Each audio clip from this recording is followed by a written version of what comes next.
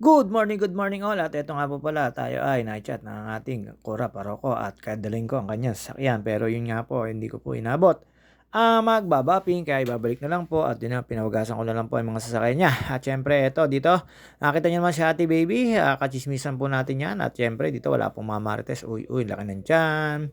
Pero mawawala din yan, kailangan mag-diet. At yun, nakita nga po dito ang mga chismosa, si Edrelyn de Cuevas at saka si Isabel na anak ni Michelle, na kapatid ni Salsabog at si Salsam.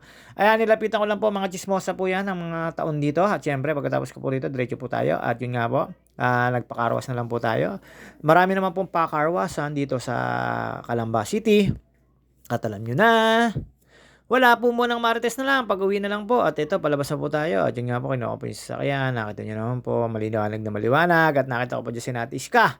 Shoutout sa inyo, Ate Iska. At Tol Marlene, shoutout sa iyo. At syempre, hindi mo siya shoutout dyan.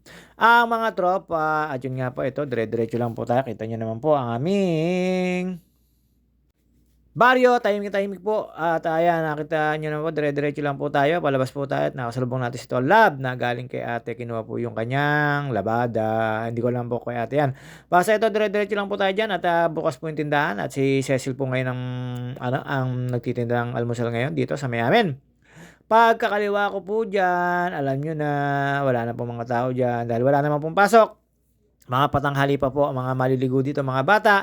At ang iba pong mga taga-ibang lugar na naliligo dito, syempre free po yan. Wala pong may-ari niya, na may-ari po niya na kung sino pong gustong maligo. At wala pong pagbabawal dyan. Basta pag gusto nyo pong maligo, maligo lang po kayo. Hindi naman po pinagbabawal yan at free po yan. Free-flowing din po yan. Manggagaling po yan sa loob dito sa may paddy.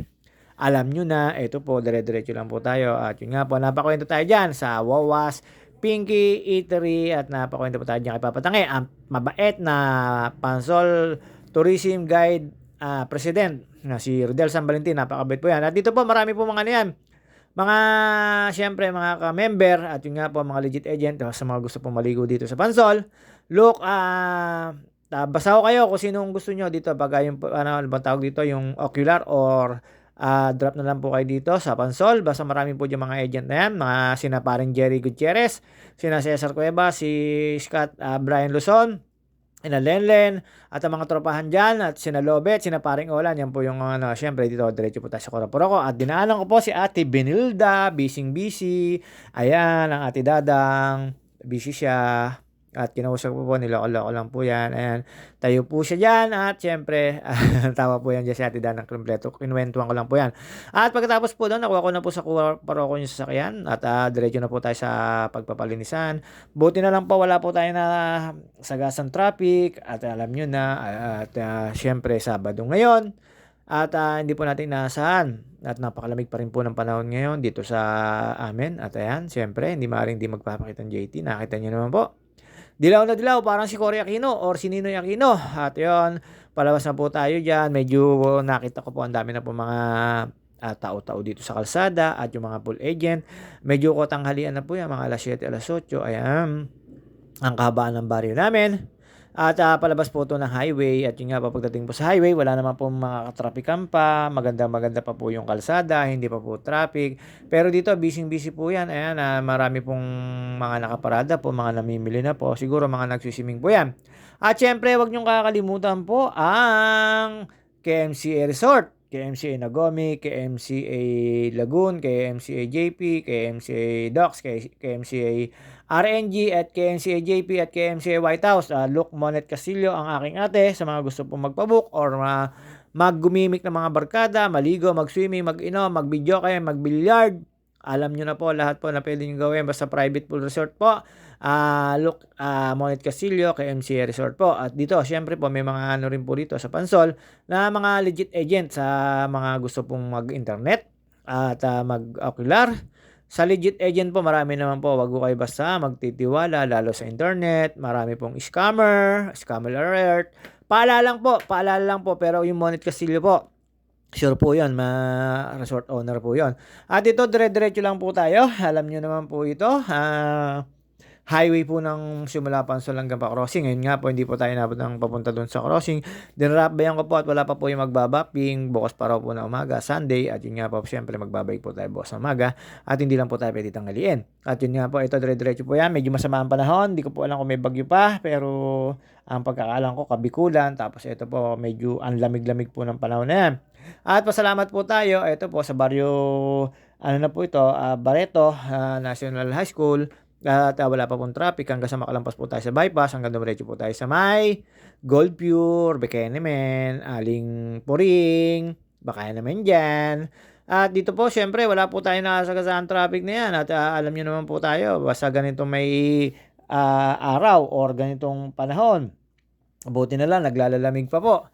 At ngayon nga po pala, ay January pa rin. At syempre, ayan, medyo malamig pa po ang panahon. At yun nga po, pagkalampas po natin dito sa bypass at medyo anong tawag dito, mahabag yung traffic po. Pero hindi po naman po ganun traffic. At syempre, pagkatapos ko po dito magpa-car wash, balik po tayo sa kumbento at isoli ang sasakyan at pinag-ayos ko po yung 3 sasakyan. At yun nga po ay gagamitin ko po kinabukasan pa ng alas 8 ang sasakyan dahil po ipapabap pa natin at dinala ko lang po muna doon sa magbabapping. Yung magbabapping naman ay paluwas po ng Maynila kaya hindi po natuloy. At syempre ito, dire-diretso lang po tayo. Ayan. Alam niyo naman po, ang JT, ito lang po tayo. Basta dire-diretso lang po tayo dito.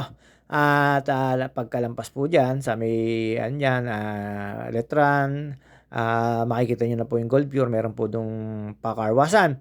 Meron din naman po dito sa may bukal sa bypass. Kaya lang po syempre, para tayo mapapadali, naghahanap po tayo ng mas maluwag na or kokonti ang nagpapakarwas. Ito, lampas lang po tayo dyan. Inantay lang po natin. Ano lang po yan, pang 3 o pang 4. Pagkatapos po niyan, alam nyo na, diretso uwi po tayo. At kita naman si JT, nagpapalamig-lamig lang. At gaantay po kasi matatapos na po yung isang sasakyan dyan.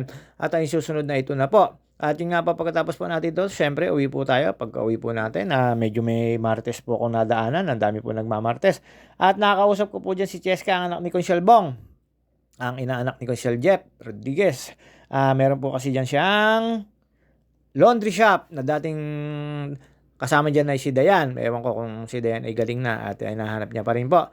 At yun nga po ito, alam niyo naman po tayo, megos-megos lang. At syempre, hindi natin siya shoutout ang OG family, Mama Mia, Dana Hutut, Mary Grace Villapando, Cheryl Lourdes Pabalate na walang oras, na walang time. At si Elvis Puwalagay, Marlet Sebastian, Jera Mendoza at Mark Daniel Mendoza, shoutout sa inyo mga tropang OG. At syempre, kay Pisang Carnord Bernard Sensil, kay Sir Gilbert Aguirre, kay Mrs. Aguirre, kay paring Arnold Dabier, kay paring Joseph Katapang, kay paring Eugene Valentino, at kay paring Topper Sarmiento. At yon, pauwi na po ako dyan. Binalikan ko lang po ito, mga kamarites na to. Nakita nyo naman po, nag-uumpukan. At si paring Lolong Talong, si Atiska, ayan. Ayan po yung mga marites. At si Kachingongot, at si Bien, ayun nga po, pogi daw yung crush niya. Ewan ko kung totoo, hindi po. At pagkatapos po dyan, alam nyo na, marites-marites lang tayo. Wala po tayong mga marites. At ayan, pauwi na po tayo. Nakita ko dyan si Commissioner Joseph to, Jopex. At nag-aayos po ng patungan ng washing machine daw. At syempre, ayan, nakita ko din si Pisan Dani dyan. Ayan, wala pa po. Tahimik po yung baryo namin. Basta ganito pong patanghali na, alam nyo na, nakatago na po yung mga kamarites. Pero wala po akong marites dito. Pasensya na po tayo ngayon. Pero, alam nyo ba? Eto, ayun na nga. Pero joke lang po yun. Wala po tayong mga marites. At ayan, nakita ko po dun si Luella at ang ating kabaryuhan. Ayan, nakita nyo naman po. Sari-sari po yung dadaan po rito. Kayo na po bahala kung sino man po sila. Pero ako, nagmamarites po ako dito. Ang tagal ko po nag-antay dito sa bintana, sa baba, paikot-ikot ako hanggang sa, kunyari, nagtitiklop ako ng sinampay. Kahit natiklop na, titiklopin ko ulit. At ayan, nakita nyo naman po. At nakita ko dyan si Lily Dennis Nuno, si Bulok. At yan, nakita nyo naman na ang panahon ay medyo may makulimliman. Napakalamig pa po ng panahon, pero syempre mas masarap po mainit ang panahon. Ayan, nakita nyo naman po, kukunti pa po yung nagdadaan at kukunti pa rin po yung mga kamarites ko. At syempre, ayun na nga. Eto, pagkatapos ko po magtiklo, piling tayo, pakit-pakit lang. Alam nyo naman po, hindi magpapakit ang JT. Kaugalian na yan. At syempre, sa mga nanonood sa akin at sumusuporta at nagtitiwala, maraming salamat. At sa mga ka-admin, maraming salamat po sa nag-approve at sa mga ka-TikTok. Shoutout sa inyo. At syempre, sa mga tropahan natin diyan. Sa lahat po, si Ate Tess Cuevas Paunlagi, shoutout sa iyo at sa lahat po ng tropa natin at kay ano ba tawag dito? Heidi Asilo, shoutout din at sa mga tropa kay Elsie Valentino, Edwin Inolba, Soy T. Manalo at sa mga kay Wilby Albalos, sa mga nalilimutan ko, pasensya na po kayo.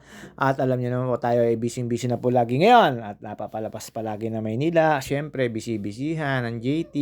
At ayun nga po, wala na po tayong mamarites at ako'y nangangalay na pagbibideo rito. Kaya ako'y nilagay ko na lang po sa cabinet yung aking mga kadamitan. Alam niyo na, pagkatapos ko po magtiklop. Siyempre ako rin po naglaba nun at hindi puwedeng hindi tayo maglalaba dahil tayo po ay single life. At siyempre alam niyo na hanggang ngayon umaasa na may mamarites pero wala po talaga kaming marites diyan at tahimik na tahimik po yung lugar namin. Hindi ko po alam kung bakit at ayun nga po eto, hawak lang po tayo ng ano at panoodin yung sariling video. Nakikita niyo naman po may watawat pa ng Pilipinas, gano'n po tayo at ayan meron po tayong kabil na. Siyempre kailangan po pa mag-diet-diet pa, mga ka-JT, alam niyo naman. Pababa ng timbang, medyo tumaas tayo ng timbang nung nakaraang Christmas at New Year sa araw-araw ba naman dami pong kinakain na masarap, kailangan natin mag-diet, alam niyo na, ang JT, di mapigilan, kaya tumaas po tayo na hanggang 79 to 80. Babalik ko na lang po ulit sa 77 o 76 ang aking timbang, malalalapit na po at ang hirap po mag-diet.